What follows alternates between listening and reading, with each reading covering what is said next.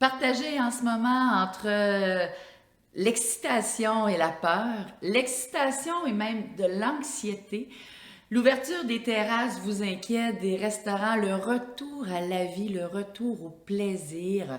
Vous avez perdu beaucoup de poids dans les derniers mois, vous en avez peut-être pris, ou tout simplement vous avez réussi à atteindre votre poids, l'objectif que vous souhaitiez, vous l'avez atteint, donc vous voulez le maintenir.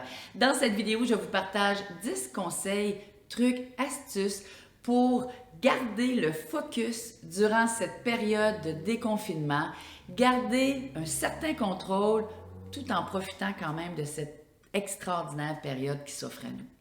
Restez avec moi jusqu'au bout, tout de suite après le générique.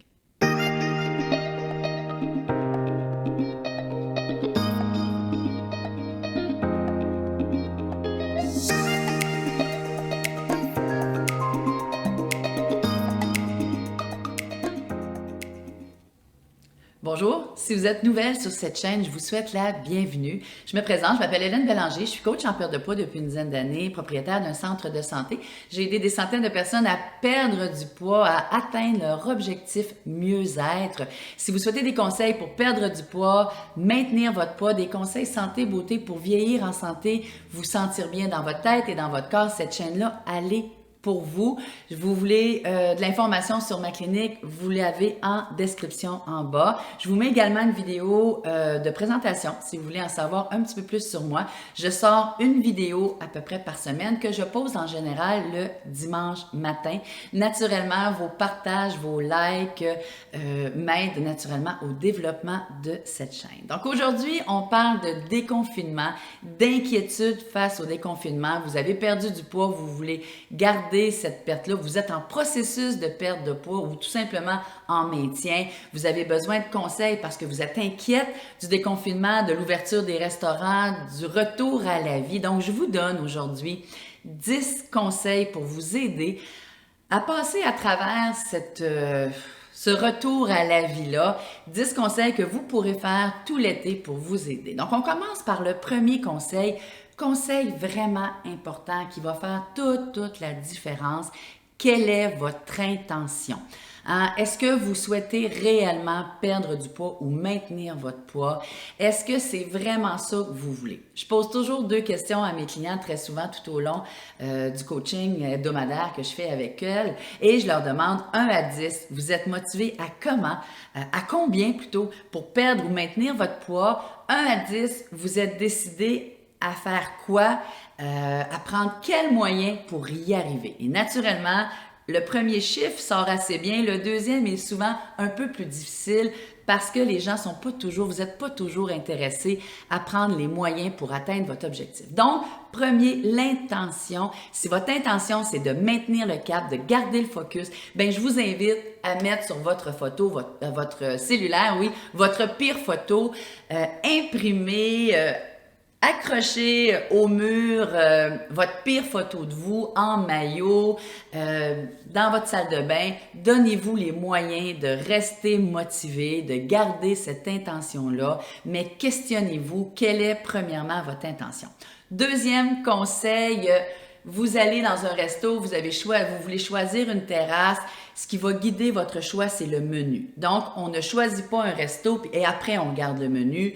On regarde des menus et on choisit suite au menu qu'on voit. Si vous voyez que il n'y a pas de repas santé, il n'y a rien pour vous à manger, ben prenez-en un autre. Il y a assez de choix en ce moment.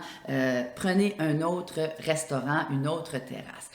Troisième conseil, vos amis n'arrêtent pas de vous dire à quel point vous êtes belle, comment vous avez été bonne de perdre du poids comme ça, comment vous avez été bonne de garder le focus.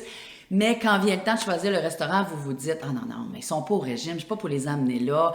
Mon chum, ça fait longtemps qu'on n'a pas été au restaurant. Ben non, on va aller manger ce qui tente. Même s'il n'y a rien à choisir pour vous, ne faites pas ça. Vous allez au restaurant avec des amis qui vous aiment, avec la famille, avec votre conjoint. Demandez de l'aide, demandez du support. C'est impossible qu'on ne trouve pas un restaurant qui va plaire à tout le monde, qui va également là, respecter soit votre programme de perte de poids, votre protocole ou tout simplement la décision que vous avez prise, vos résolutions de perte du poids. Donc, Demandez de l'aide, c'est important, demandez le support. Les gens vous apprécient, vous aiment, vous trouvent belle comme vous êtes.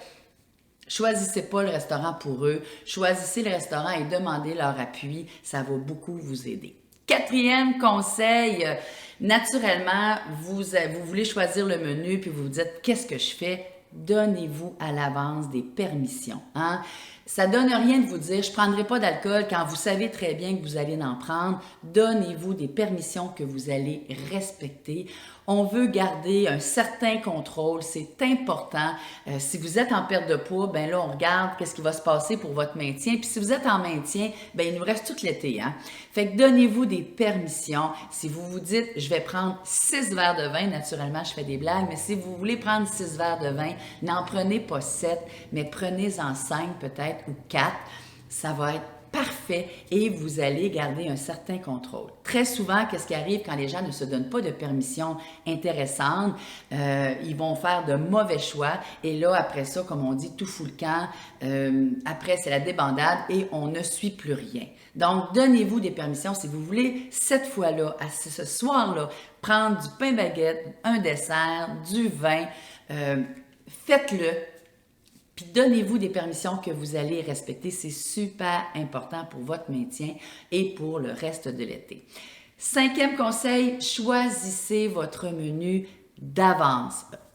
On est capable en ce moment sur Internet de voir pratiquement tous les menus des restaurants que vous voulez aller. Si ce n'est pas le cas, ben choisissez-en un autre, mais choisissez votre menu alors que vous êtes chez vous, vous n'êtes pas affamé, vous n'êtes pas influencé par les senteurs et vous voulez maintenir votre poids, vous voulez garder, vous avez l'intention de maintenir votre poids ou de perdre du poids, choisissez votre menu d'avance, ça va énormément vous aider.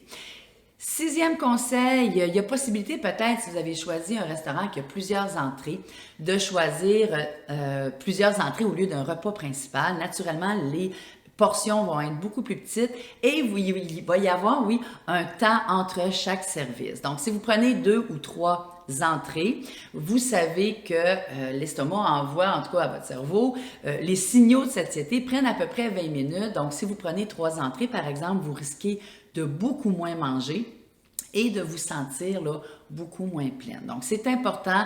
Choisissez d'avance votre menu et peut-être choisir des entrées, ça pourrait être plus facile pour moins manger. Septième conseil, en ce moment, vous le savez, il y a des files d'attente. Le personnel n'est pas tout là. Hein? Les restaurateurs ont beaucoup de difficultés à trouver du personnel. Donc, c'est possible qu'il y ait une file d'attente.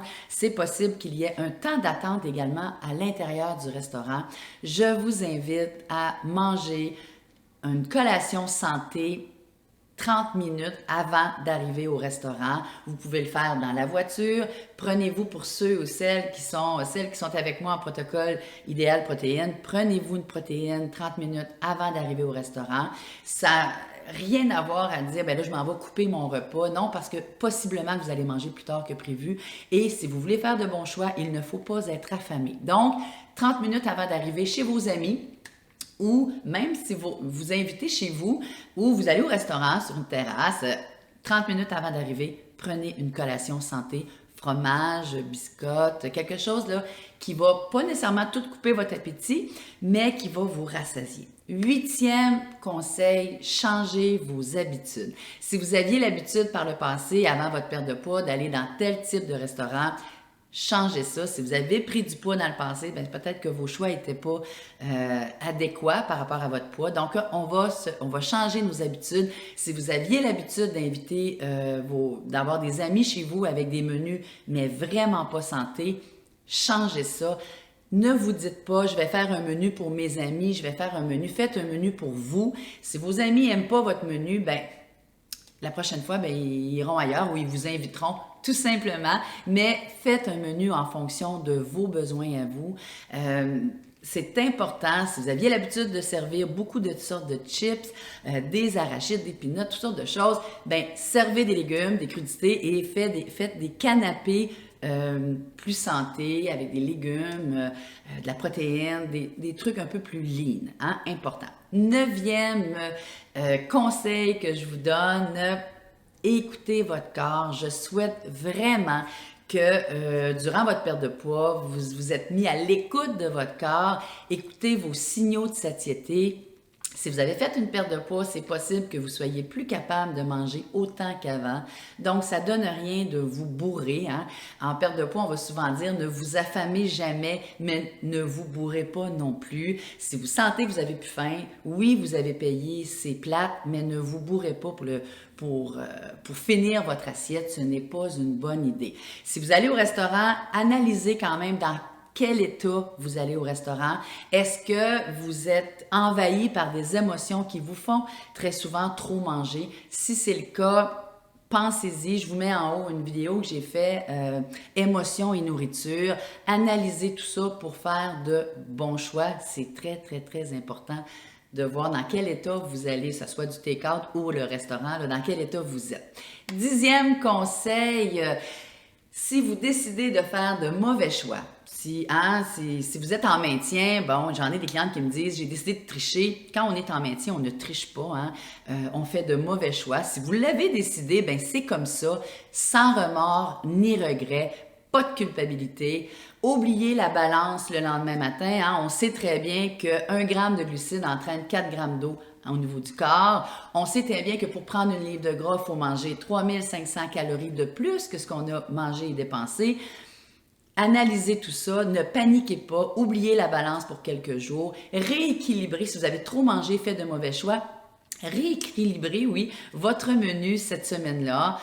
Donnez-vous un 3, 4 jours, 5 jours, dépendant de vos abus, là, avec de retour à de bonnes habitudes et vous devriez là, tout simplement rééquilibrer tout ça.